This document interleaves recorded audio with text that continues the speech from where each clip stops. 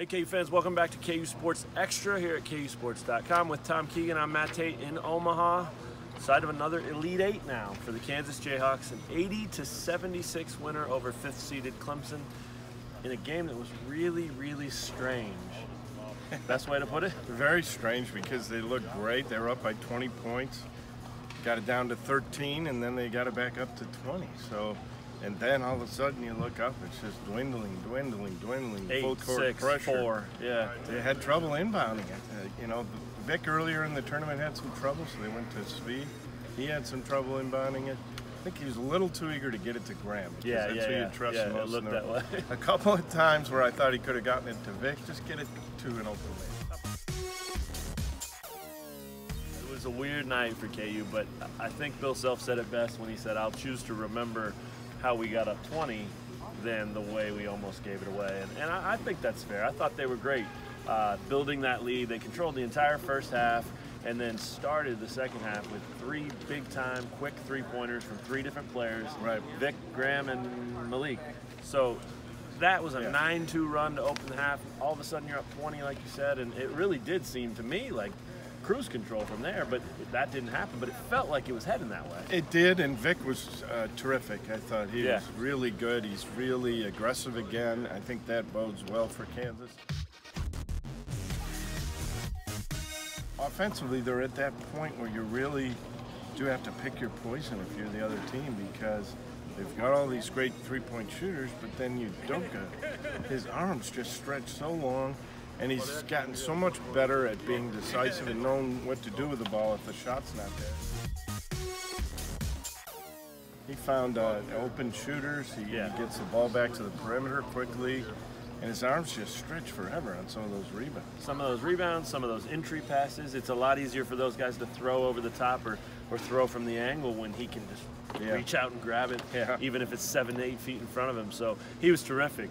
14 points, 11 rebounds, the 6th double-double of the season, and not exactly 100% perfect, even though Silvio De Sousa called him 200%. Whatever that means. Yeah, it's got to be good. But back. I think he was back in the starting lineup, and he looked back. I mean, you didn't see anything that made you think that knee's really a problem.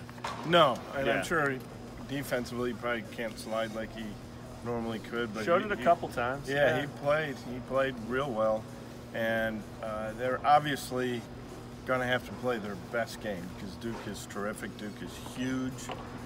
Duke has the 2 top picks in the draft among college players. Yeah. Will probably both be Duke guys. What do you think the odds are that happens? I thought when they got up 20 and that barrage to start the second half came, I thought this is coming. This is going to be their best game, and they're going to knock these guys out. And then it wasn't. So what do you think the odds of that happening on the biggest stage to get to the Final Four are with this team? I think it's good. I think if they lose, it's going to be the opponent that beats them. I think they're in the right place. They're in that let-it-fly mentality. Yeah. Self use those terms and let it fly. I think that's a great motto for them to have, because they play at their best when they do let it fly, when they're out to prove the world wrong. And this will be an instance where most people will probably be picking Duke. They're already a favorite in Vegas. And Devontae Graham, we have not seen the real Devontae Graham, is what Self said, and he's right. And this is when he shows up. These games, right? Yep. Yeah. I mean, last year against Oregon, he had a very poor game, but usually these big games he comes through huge, like against West Virginia. How many times? Yeah. I mean, Bob Huggins doesn't want to see him in the Final Four. Right. That's why he lost. Yeah. Real quick though, 3 Big 12 teams get to the Elite Eight. Just adding to a good year for this conference. I think they've got to get at least 1 or 2 of them past that point to have real bragging rights, though. Would you agree? Yes, I think so. Just one of them to get to the Final Four, and then I think it's already a terrific season for the Big 12. But if Kansas can knock off Duke, that'd be huge. That'd be huge.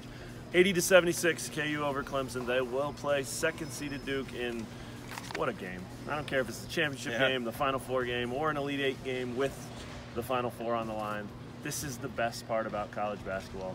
We'll be there Sunday. 4:05 Central on CBS is the tip time. We'll have all kinds of coverage Saturday and Sunday leading up to the game, and we'll talk to you guys real soon on another KU Sports Extra.